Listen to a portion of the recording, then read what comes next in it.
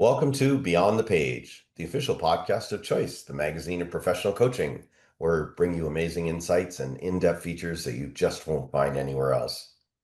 I'm your host, Gary Schleifer, and I'm excited to expand your learning as we dive into the latest article, have a chat with this brilliant author behind it, and uncover the learnings that are transforming the coaching world.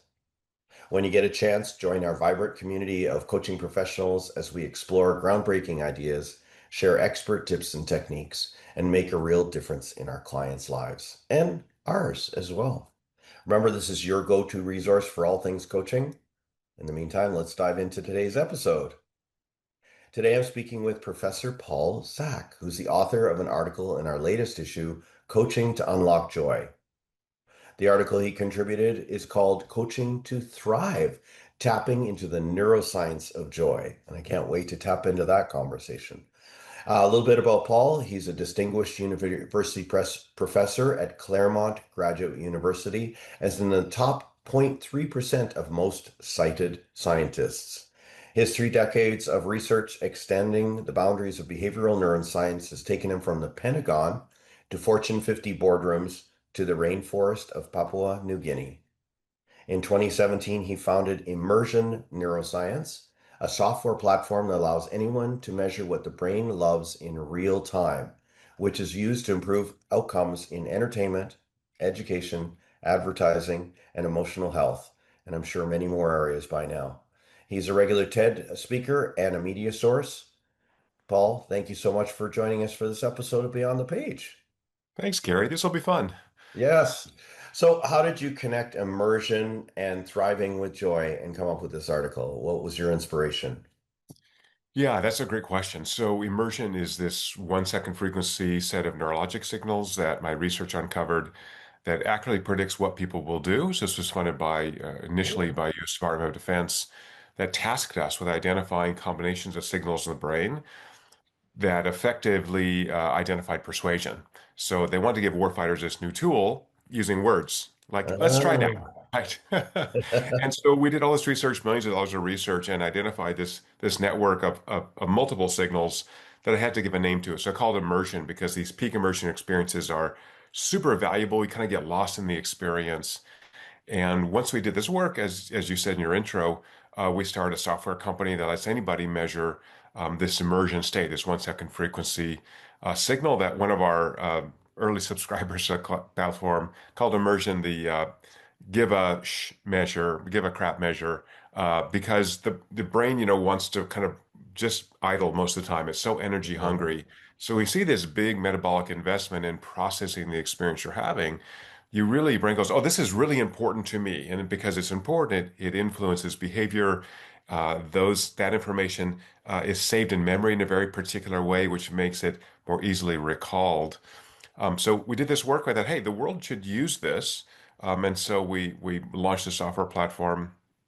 But most of my professional work has focused on developing knowledge and technologies so that people can live longer, happier, and healthier lives.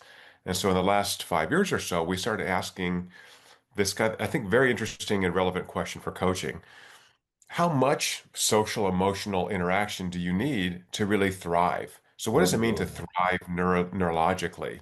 And I think that's a really interesting and different question. We sort of think of thriving as very subjective, I don't know, based on self-report, people really don't know what it Mhm. means.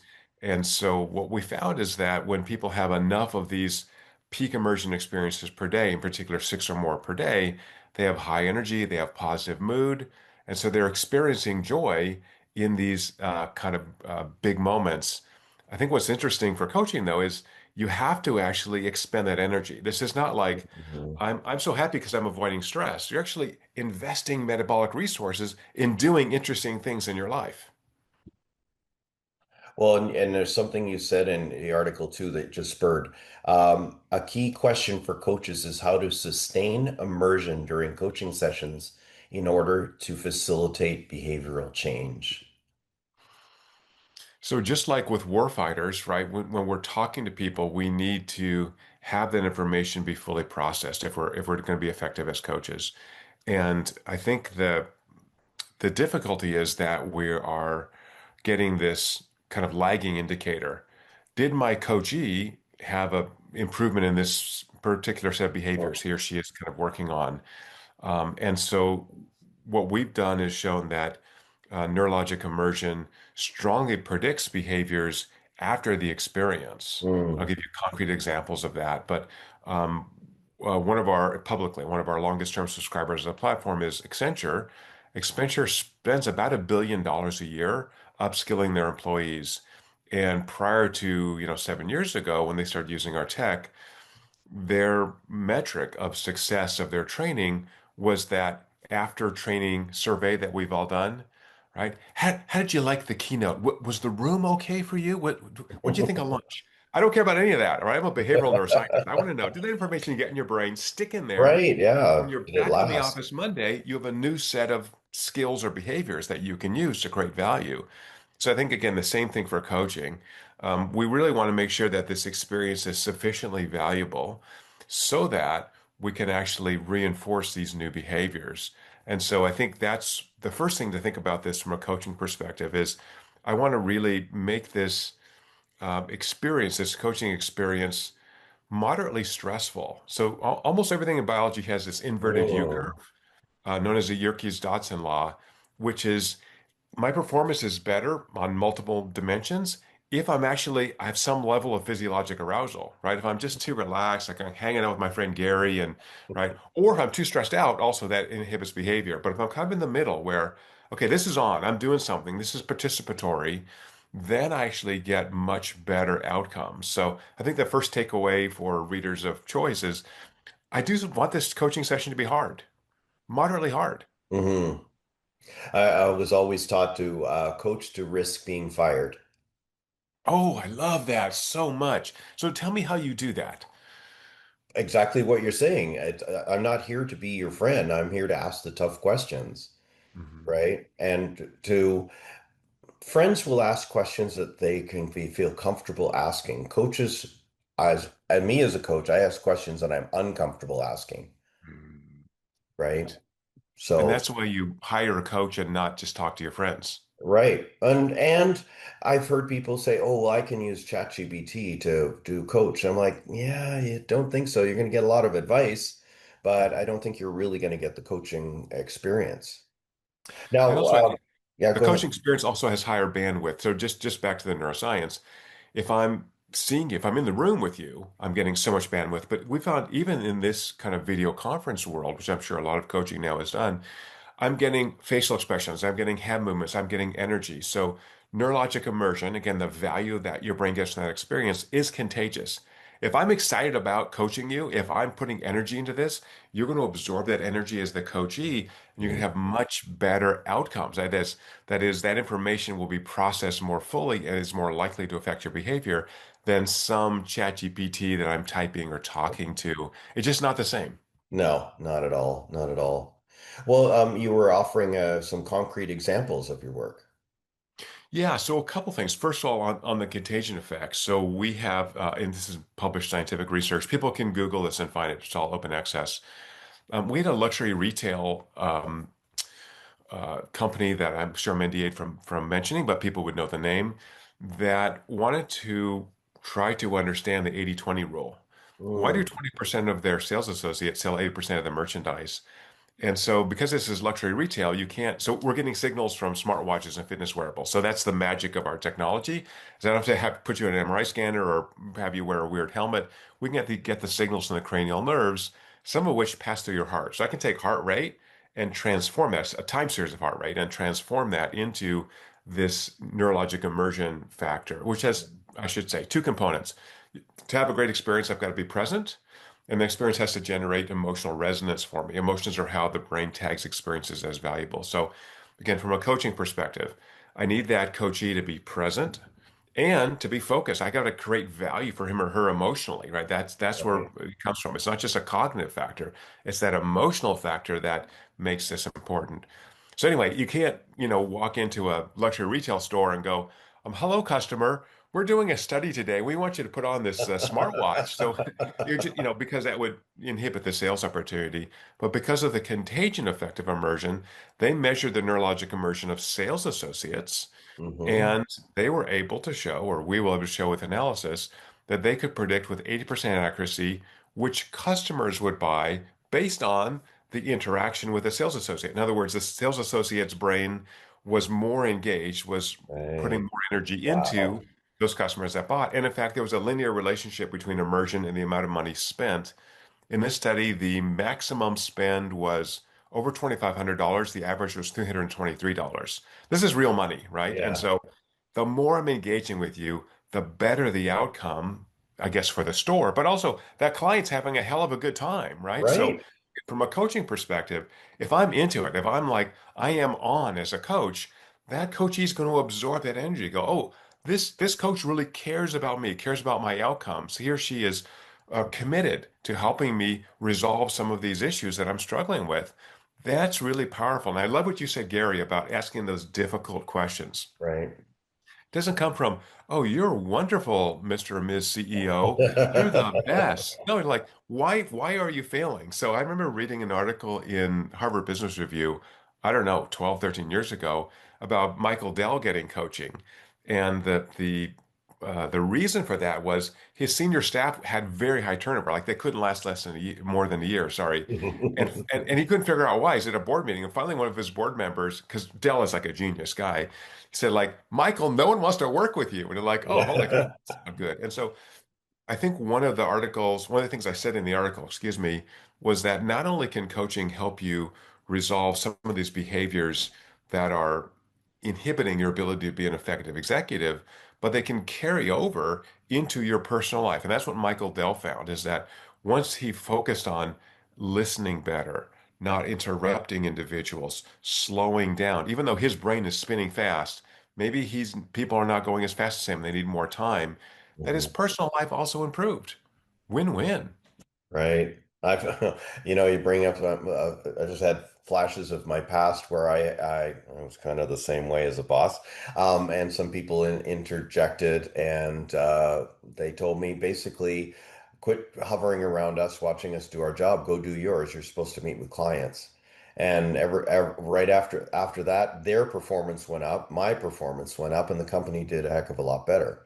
So I can relate to that very much. But also, let's dig into that just a little bit, Gary, if I may.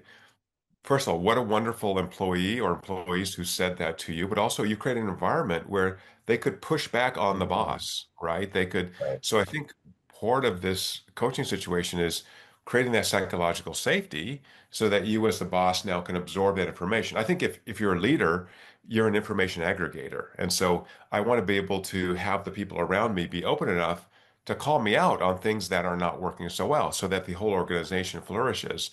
And then guess what? When people have that psychological safety around you as a leader, then that company flourishes as well. Those people understand what they're doing better. They're more committed to the outcome that we all share as part of an organization. And so I think, again, sometimes we work so hard, we're under stress, we're trying to get stuff done that we forget that this is a human endeavor.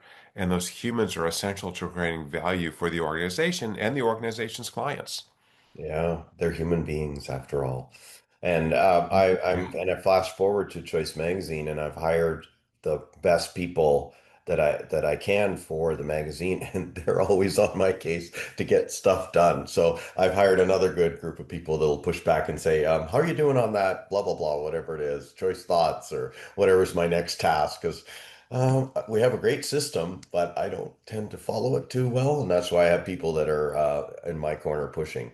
But I do have to ask about this neurological immersion. So how can I, as a coach, create these high neurologic immersion experiences during sessions?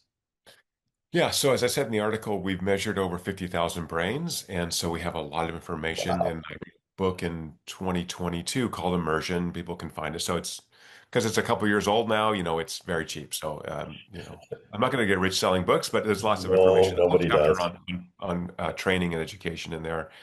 But a couple things. One is open hot. I think sometimes, we want to kind of ease into things. And what we find from a brain perspective is that, again, because the brain is so energy hungry, it just kind of wants to idle most of the time, that if Mhm. I start out softly and slowly, then you never get that kick in, right? So I've got to go, Mhm. okay, Bob, we got an hour today. Let's hit it hard. and like, oh, holy crap, things are happening. So I do actually want to open hot. And that, again, is sort of counter, I think, to a lot of coaches' Yeah. approaches. So, number one, open hot. Number two, we have found that the most effective way to sustain neurologic immersion is to tell a story. So, that story in which I have characters in an unusual situation often have authentic emotions. There's some kind of crisis. If I want to communicate an effective new strategy, then if I tell a story, really a human scale story, not there are people that I've heard about, but hey, I had a former client named Sue, and this is the problem she had, which is the same problem you have. Let me tell you what we did with Sue. Like, okay, well, I know a Sue or a person like Sue. I can understand that, but that story has got to have that emotional component, right? Sue's Right. business was failing, and she was failing because she could not delegate to her direct reports. And so Sue ended up working 20 hours a day. She never slept. She became unpleasant to be around, and her whole business was falling apart because she wanted everything to be perfect, but perfect means that you never get anything done, right? The Right. perfect's the enemy of the good. And so, so I'm going to tell that story to my client to illustrate that if he or she does not learn to delegate, right? So that's a human scale story. It's got real emotion. Sue's business was going under before she hired me. And let me tell you what we did. Okay, I get that, right? That's a human scale story. As opposed Right. to, I read a research paper, or I wrote a research paper, which we surveyed 300 coaches, and sorry, 300 executives, and we found that blah, blah, blah. I don't care. My brain can't process 300 executives in a Yeah. research study with a p-value of 0.05. I mean, that means nothing to me. But if you tell me about Sue, whose business was going under before she started getting coaching, that I get. Or the Michael Dell story I just told. Mhm. I can think about that. I read that HBR article years ago, And and it's I still still, remember it because it's compelling. yeah. So really kind of have that compelling story. And then once you really had this peak immersion experience for your coachee, then have a clear call to action. So once you've kind of captured them neurologically, give them something to do that's active, right? I think it's really important that you have super clear goals. I know that for the coaches I've talked to and the trainings that I've listened to on coaching, that's an important part of coaching, which is you need to do this new thing, right? So we're not Right. just talking Yeah. about in Yeah. Nice general. story. Yeah. Yeah. And then, okay, what you need to do is tomorrow or today have two things that you typically do and delegate it to someone on your team. Oh, holy crap. Okay. So Yeah. let's try that. Just try it for today. Yeah. Delegate two things that you like to do that you feel like you can only do. And one of the reasons to do this that we found, and Accenture's found in particular, using our tech, is that once I, as an executive, give up that I can only do it perfectly, you Mm. also get a variation from what that person would do. So my direct report's going to do this task a little bit differently. Now we call a negative deviation from that task a mistake, but we call a positive deviation innovation. So if I want innovation, I actually have to allow for some mistakes, learning by mistakes. Now, Right. I'm an executive. My goal is risk mitigation. I don't want, to bring the company down because you did something differently. But there's so many examples we have found in which once you delegate and you see these little variations, because every time you do this task is going to be a little different because you have a different client or you have a different piece of software or whatever. I want those positive deviations. I want that innovation. And once I have innovation, now my direct reports own that space. I'm going to recognize him or her, go, oh, Karen did this amazing innovation, right? We used to do our accounting at the end of every month. And what Mm. Karen found is that if we do at the end of the week, we actually stay on top of our accounts receivable and we're getting paid sooner. And like, oh, holy crap. Like, I only did it once a month because I'm super damn busy. I didn't have time. But Karen set up a system and you go, oh, that's a great deviation. Now back to our early conversation, Gary. Sorry for the long answer, but No. I, as an executive, want to create that space, that psychological safety where Mm. Karen doesn't have to ask for permission to make these changes. If your direct reports have to ask you to do something, you're still micromanaging them. And then they're just going to be automatons and they're not going to really, they'll just do what you're going to do. But if you create this space, go, look, you know what you're doing. You're a pro. You've been trained. If you're going to improve what we're doing, please do that, right? We want you to do that. And that means we're going to have a couple of mistakes. So, for example, I worked with a hospital group here in California in which patient care was suffering because, if you've been in the hospital, right, physicians have so little time now to see patients that basically there was no care being done or no changes in care. And so we worked in a program where we empowered nurses to make more clinical decisions Mm. within a defined network, Yeah, right? So you could within the defined, not network, but defines, kind of set of parameters. right. So outside those parameters, check with a physician. And what happened was you see deviations. So those nurses actually did things slightly different than the physicians would have, but you had improvements in patient care. So innovations, on the positive side are happening, and you had greater job satisfaction from the nurses because they were doing more of what they were trained to do. They weren't just being micromanaged by some MDs that they saw 10 minutes a day. Oh boy, you must know about our healthcare system here in Ontario because they've recently allowed pharmacists to have that extra deviation so that people are more have more opportunity to go to their local pharmacist who probably knows them really well, knows their medication history and all that, and so they're allowed to do a few more things without having to go to a doctor. So yeah, that's happening in here in Ontario. That's awesome. Yeah. And the So pharmacists, I'm sure, love it, right? Because they are trained healthcare professionals. So they can give exactly. you your flu shot. They can do, within those set of parameters, those things. So I think of coaching as flowing, kind of top to bottom, right? Once that executive gets coaching and he or she is performing better, the people below him or her also perform better, get better buy-in. So that's the sense in which, coming back to the article, measuring thriving, I think is a great way to think about how to quantify the impact of coaching. So it's not just on that single executive or small group of executives, it's the entire organization. And I think that's actually worth measuring.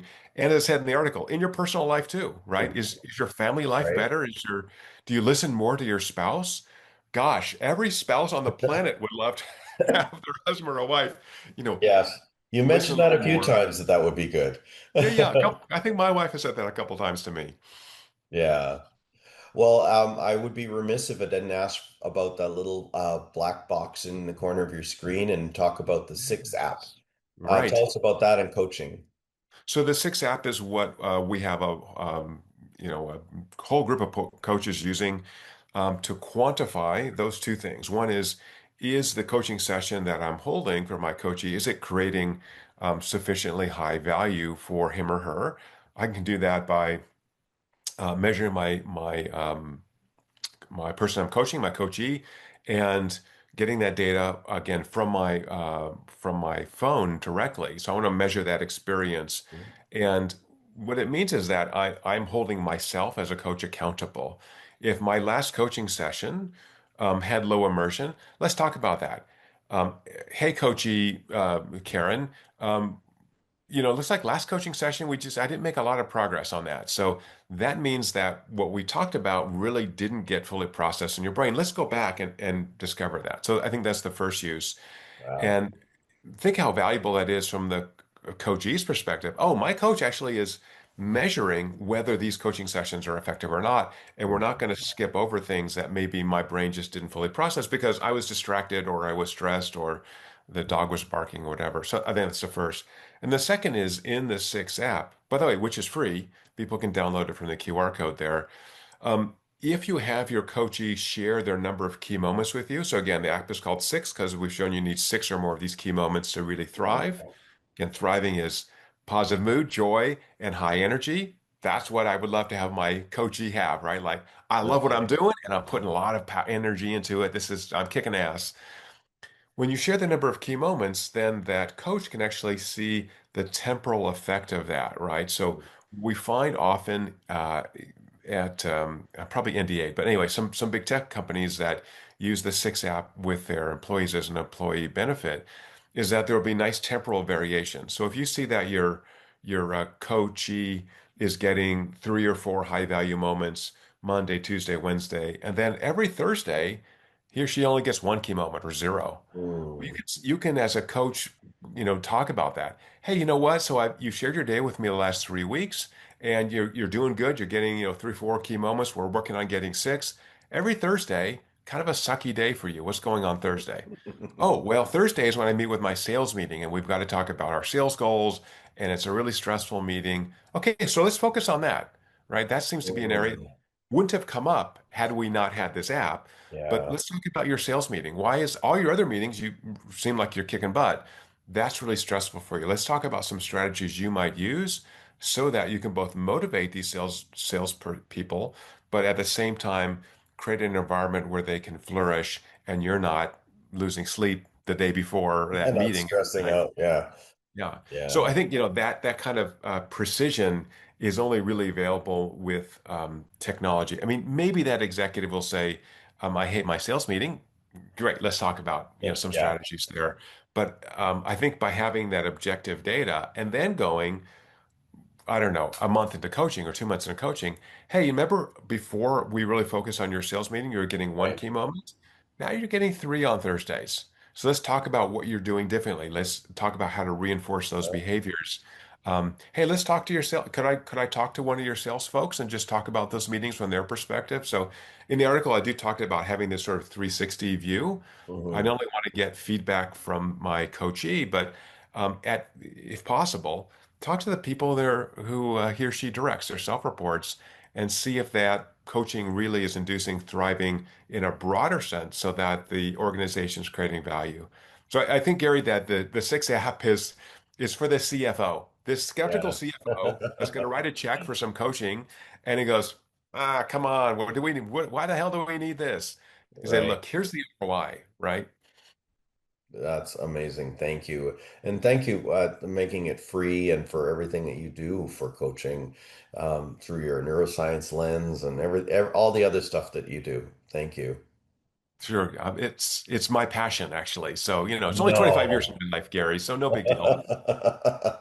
I'm at 25 years of my coaching is the second week of January when I 25 years ago started in Denver, Colorado with coach training. Yeah, long story. But Paul, thanks again. What would you like our audience to do as a result of the article and this conversation? I think really two things. I mean, one, try the app is free, right? And there's a premium version with extra features, but honestly, I don't care that much about the money. I care about improving the experiences people have. So the first is try the app. It's free. It can't hurt you, right? You can always turn it off. But the second is really think about creating these extraordinary experiences, having coaching being so valuable neurologically that it does change the way your brain works and change behavior. And I think if we think of that in that lens, then the ability to really affect coaching for thriving, for human transformation is being quantified.